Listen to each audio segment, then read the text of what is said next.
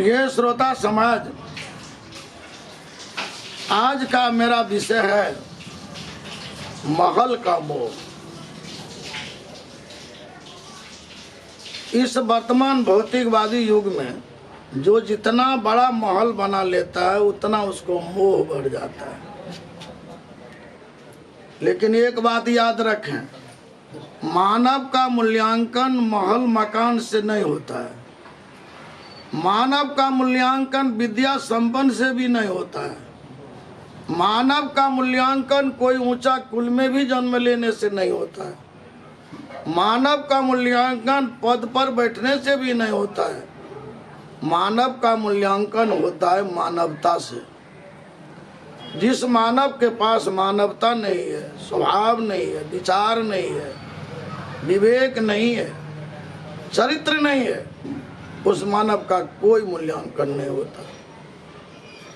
आप लोग लंका में रावण और विभीषण दोनों का नाम सुनते हैं। सोना के महल में रहने वाला रावण निश्चर कहा गया और एक झोपड़ी में रहने वाले विभीषण संत कहलाए। बतलाइए, क्या मानव का मूल्यांकन महल बनाने से होगा?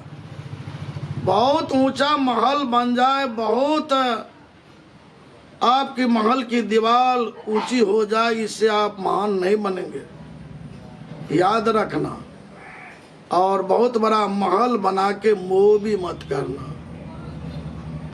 आप लोग तो महल बनाते हैं, उसमें नाम लिख देते हैं।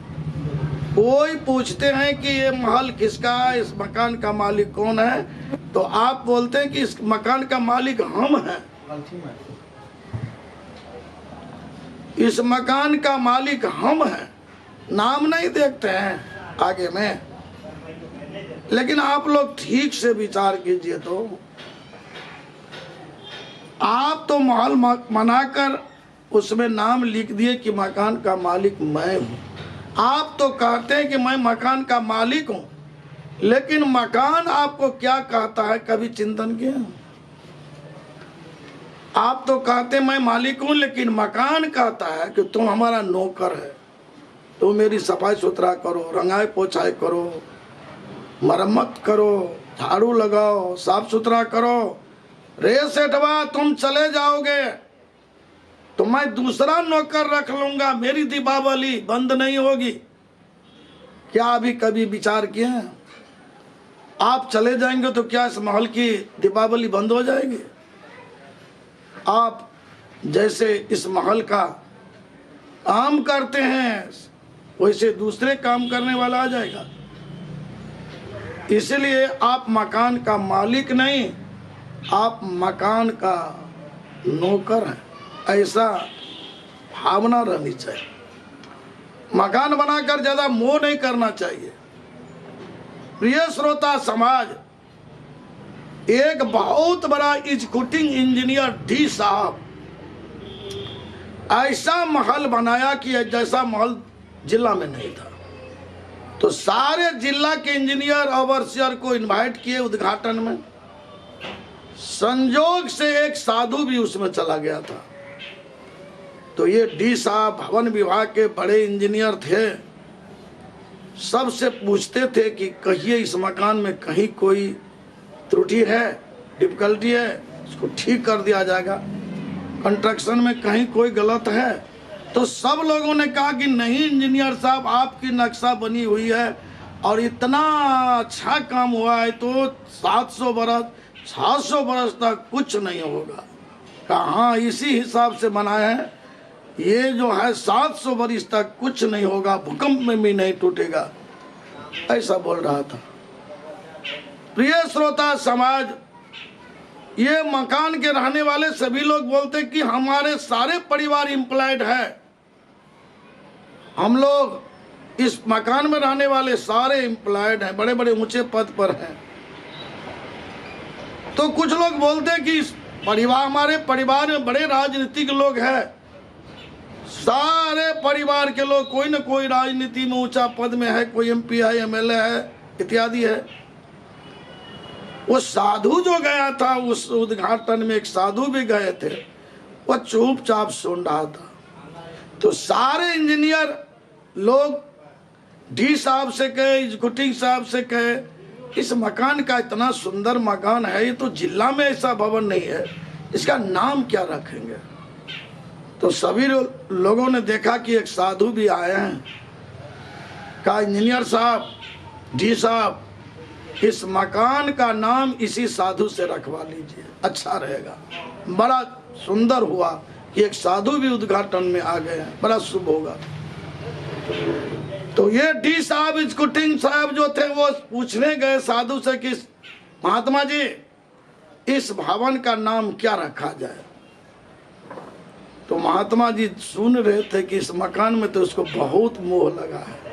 अब मोह सारे व्याधि का मूल है, अज्ञानता का मूल है। माया में दोष नहीं है, दोष है मोह।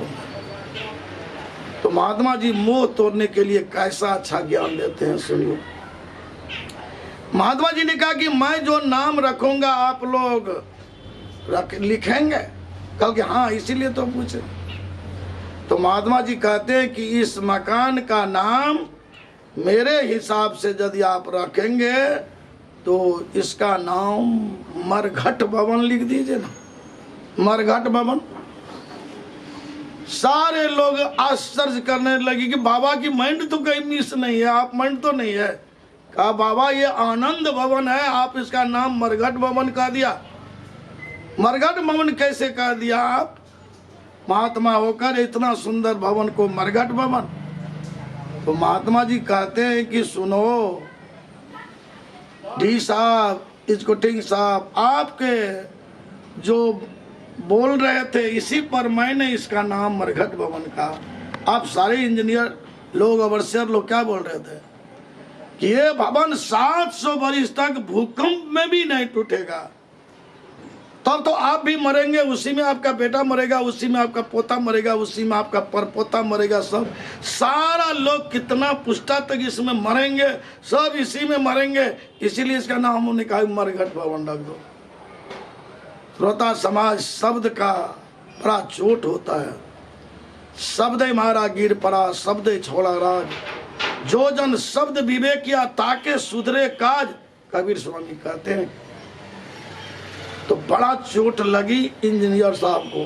कहा बाबा आप तो कहा बिल्कुल ठीक, लेकिन नाम अच्छा नहीं हुआ, थोड़ा सा और सुधार के दूसरा नाम कह दीजिए। ठीक नहीं होगा, मरघट भवन देकर लोग सब घृणा करेगा, इसलिए थोड़ा सा दूसरा नाम कह दीजिए, थोड़ा सा अच्छा नाम कहिएगा।